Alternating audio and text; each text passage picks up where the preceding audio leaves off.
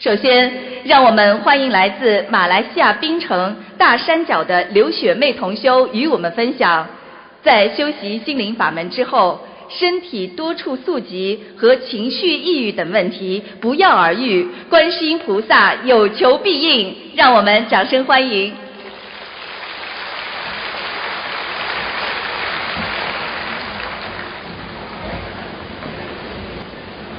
感恩南无大慈大悲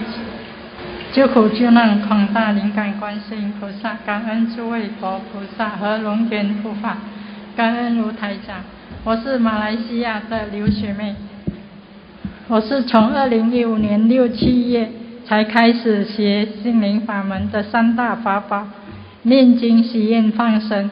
我每个月初1、15都有次数。开始学心灵法门后，每个月都会去放生鱼1次。以前每个月经期后，或者晒太多太阳，或在太阳底下暴晒时，就直接上车都一定会头疼，疼到最好是放静静不要动。有时候会觉得最好能把它换掉，严重的话会影响胃不舒服，吃进去的东西会消化不良，都吐出来。这些问题都找过中西医看过，到最后中医只给我吃扁头痛的药而已。另外就是咳嗽，也不知道是咳多少年了，中西医都看过，神也问过，人家介绍的偏方上网看的也试过，就是无效。每次咳出来的都是整口整块黄黄的痰，要是吃到鸡肉和鸡蛋就会咳到不能停，还会喘，甚至会漏尿，而且晚上也不能好好的睡觉，因为一躺下去痰就会顶上来，如没有起来吐掉，就会一直咳不停，咳得太大力的时候痰还会带血丝。自从修了心灵法门，以上的问题都得到了改善，包括皮肤也变好了，尤其是脚的皮肤真的是很差很干，好像鱼鳞那样，年尾一吹到风就会痒，有时候也会干裂。但现在脚的皮肤好多了，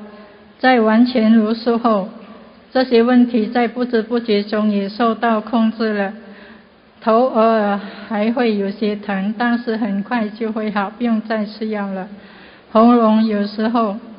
还会有些痰，只要清一清就可以了。在我还没修心灵法门前，我曾经有一阵子很忧虑，会莫名其妙的哭，感觉心情很忧伤。关于这一方面，在我最近读一位佛友时提起了，才发现我在修佛念经下居然完全再没这种负面的感觉了，真的太感恩观世音菩萨的慈悲保佑。还有一件事值得分享的，就是发生在我大女儿身上的，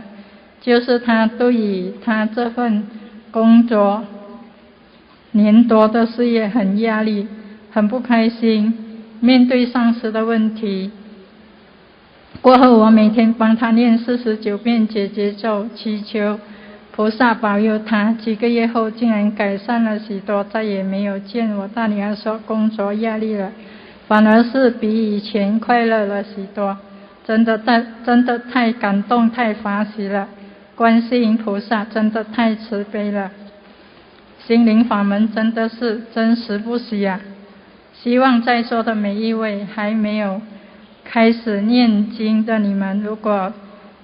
想改善自己的命运，趁这末法时期的时候，拿起经书，跟着观世音菩萨和卢台长好好的学，一定会让你们离苦得乐。